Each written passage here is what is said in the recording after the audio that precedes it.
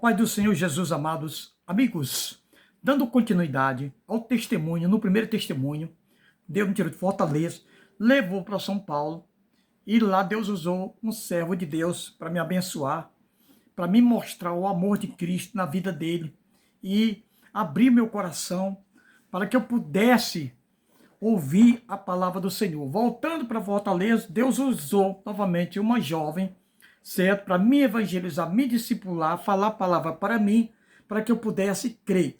Agora eu fui para a igreja Assembleia de Deus, Templo Central ali em Fortaleza, na Avenida Expedicionários, onde o pastor era o pastor João Viana, e os líderes de mocidade, hoje são pastores, é o Jerônimo, pastor Jerônimo hoje, e o pastor Geraldo, que deve dirigir a congregação da Vila União. Caso o vídeo chegue até ele, Deus abençoe vocês, que também contribuíram para o meu crescimento.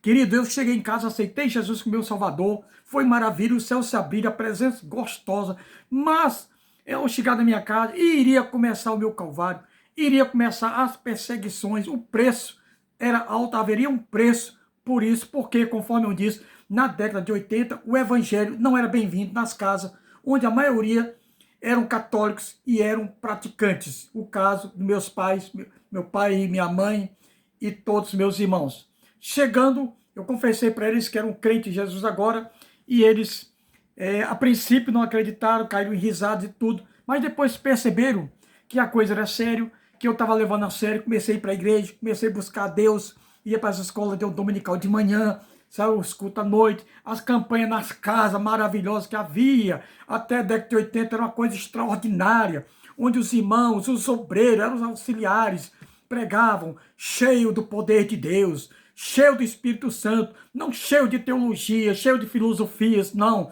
Era o poder, onde eles colocavam as mãos, as pessoas eram curadas, colocavam as mãos, as pessoas eram endemoniadas, eram libertas. O poder estava sobre toda a igreja, sobre os obreiros, auxiliares, sobre os jovens. Quando Deus chamava os jovens, ele preparava, dava poder. Isso vai acontecer comigo. Eu comecei aí aos cultos, mas até então não tinha tido contato com o Espírito Santo, não sabia que ainda havia Espírito Santo. Igual Paulo falou, aqueles 12 homens que ele se encontrou ali em Atos dos Apóstolos, recebeste o vosso Espírito Santo, eu nem sei se existe. É o meu caso, eu não sabia. O Espírito Santo estava em mim, mas o dom, o poder, não. E quando foi uma certa vez, quando um jovem aceitava Jesus numa região, era uma festa. Era festa no céu e era festa na terra. Hoje não. Hoje as coisas debandaram para outra situação, não se comemora mais hoje. Tantas igrejas, tantas e tantas e tantas, mas naquele tempo, conforme eu disse, pentecostal basicamente era a Assembleia de Deus e a igreja Deus e amor. Então, aqueles jovens, 6 a 8 jovens, chegaram na porta da minha casa batendo, e disseram: você que aceitou Jesus há pouco tempo, me indicaram você, tem uma igrejinha aqui pertinho da sua casa, mais perto que onde você está indo, que eu andava 3 quadras, 4, e lá era de trás, era só um quarteirão. Vamos ali, a oração dos jovens. Os jovens tinham oração, a igreja orava, os jovens oravam, as irmãs oravam, tinha ciclo de oração, tinha coral, tinha tudo, era uma glória. A glória de Deus se manifestava nas Assembleias de Deus. Os cultos de quinta-feira, que era o culto de doutrina, era portas fechadas, oração, meia hora, de joelho no chão. E ali Deus manifestava a sua glória, meu querido amigo e irmão, louvado seja Deus. Pois bem, nós fomos então para a oração de manhã, eu me lembro como fosse hoje, aquele jovem Dizinha e outros irmãos, o lugar era muito simples, as pessoas eram muito pobres nesse bairro, mas eu era uma pessoa muito humilde, embora minha família fosse uma família de bem, eu sempre fui um cara humilde. Enquanto meus irmãos só queriam andar com gente do mesmo nível, eu gostava de conversar com pessoas mais simples, tá entendendo? Pessoas mais pobres, mais humildes, os menos favoráveis. Queridos, aí eu fui, e chegando nessa oração, diferentemente daquela que foi em São Paulo, onde eu fui assustado, onde eu fui assombrado, ali o poder se manifestou, pessoas caíram endemoniadas, e houve uma manifestação do poder de Deus, ali eu fiquei aterrorizado, conforme falei no primeiro vídeo. Nessa será diferente, o Espírito Santo vai atuar de forma diferente, ele vai falar, ele vai convencer. Foi o que aconteceu, dobramos o joelho, aquela irmãzinha humilde, pobre, irmã Márcia, eu me lembro dela ali, era Parque Fluminense, Então, até então, aquela congregação próxima da minha casa, certo? E ela começou a falar naquelas umas línguas, parecido com a língua que aquele irmão de São Paulo falava, mas era tão linda. E veio na minha direção, não sapateando, não rodopiando, não tinha reteté, só veio, ficou de frente de mim e começou a profetizar a minha vida, toda a minha vida.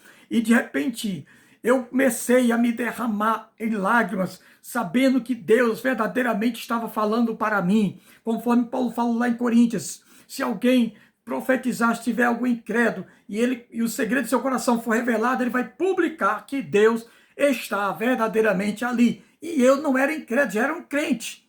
Então ficou mais fácil. Eu percebi que era o Senhor, o Espírito Santo, os dons do Espírito Santo atuando de forma maravilhosa na vida daquela jovem. Eu chorei tanto, mas tanto, tanto, tanto mesmo, irmão, dando glória, aleluia, que eu cheguei em casa rouco, que mal podia falar. E quando eu cheguei em casa rouco, mal podia falar, com a Bíblia na mão, e a minha mãe disse: o que é que aconteceu contigo? Te deram uma pisa na igreja, tu estás rouco aí, tá vendo? Ele lá vai cerebral. Não, era que Deus tinha falado comigo. O espírito de profecia estava na igreja na década de 80, e quando falava, convencia, as pessoas publicavam que Deus estava ali verdadeiramente. Hoje os dons são banalizados, tá entendendo? Mas, querido, era diferente naqueles dias, era maravilhoso. E eu fiquei, isso mais ou menos 3 meses, só que eu fui conhecer os dons do Espírito Santo, uns 3 meses.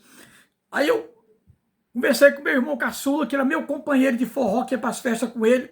Eu falei para ele: o Jesus dos crentes, ele fala na igreja. Ele falou comigo, olha como eu estou rouco. E o meu irmão mais novo, o caçula, ficou admirado. Disse: é verdade? Eu falei com convicção, sabe? Filipe falou para Nataniel: vim de ver um homem que profetizou minha vida. Porventura não é o Cristo? A mesma coisa, Deus já estava me usando, convencendo. É Deus, é o Espírito Santo, é maravilhoso, era convincente. E o meu irmão foi: eu quero ver. E quando foi com essa reunião, no dia, era todos os dias, queridos irmãos.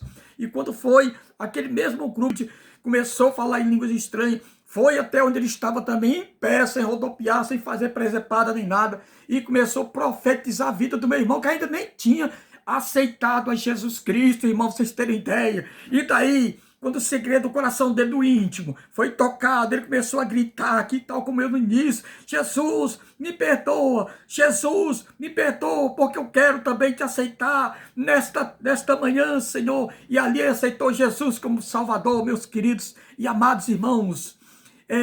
Então nós chegamos em casa, quando eu cheguei em casa também rouca, minha mãe disse: ah, tu tá igual o Joaquim, também tá rouco, o que é que estão fazendo com vocês? Ela vai celebrar.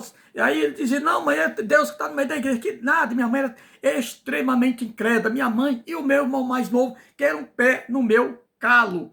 Mas no terceiro vídeo eu contarei, hoje eu vou contar sobre a salvação na minha casa. Crê no Senhor Jesus, será salvo tu e a tua casa. Deus já estava salvando, com 3 meses salvou meu irmão caçula. Hoje ele é pastor das Assembleias de Deus em Fortaleza. Eu preguei na igreja dele há 6 meses atrás. Aí nós dois juntos agora falamos com o meu irmão Noélio, que era o segundo mais velho, porque o mais velho era o incrédulo que me perseguia. Eu vou contar o testemunho dele. Ele já era amigo, já era mais companheiro, fazia faculdade, tinha respaldo com meus pais, por ser também um dos mais velhos. E nós conversamos com ele: Noélio, Jesus fala no meio dos crentes. E eu falei com convicção, mesma convicção. E o meu irmão Macival também, com a mesma convicção, meus queridos, amados irmãos. E ele diz: eu não acredito, eu só vendo para crer. Então vamos lá ver. Eu acreditava que se levasse o incrédulo para aquela oração, Deus usar aquela irmãzinha, revelaria o segredo da pessoa e ele se converteria. Eu tinha essa certeza. E foi o que aconteceu. Quando levamos o nosso irmão, esse um dos mais velhos, e na oração, aquela mesma irmã começou a falar em línguas, foi também na direção dele, começou a profetizar a vida dele, e ele não passou muito tempo, começou a gritar e a chorar desesperadamente: me perdoa, me perdoa, me perdoa, Jesus. E ele aceitou Jesus ali, irmãos, glórias a Deus. As colunas estavam sendo estabelecidas ali na minha casa. Pedro, Tiago e João eram colunas.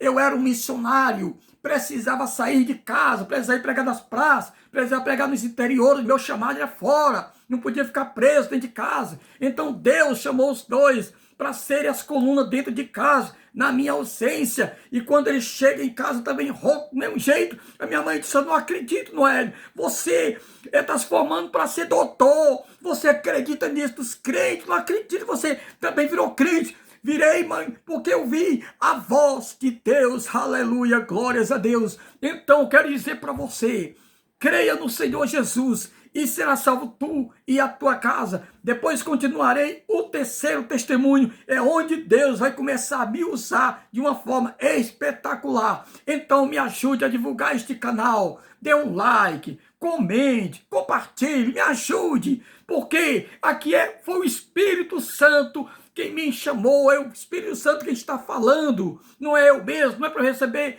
glória de homem, mas é para divulgar o Evangelho de Cristo. Que Deus abençoe a todos. Aleluia.